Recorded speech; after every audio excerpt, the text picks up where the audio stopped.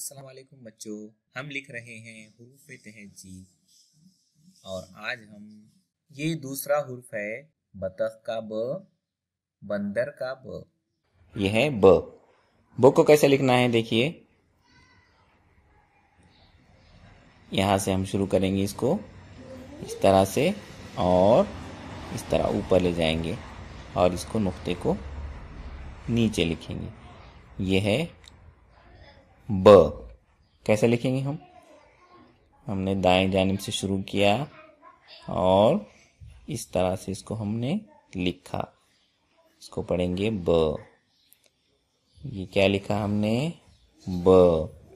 बंदर का ब, बंदर का ब और बंदर का ब।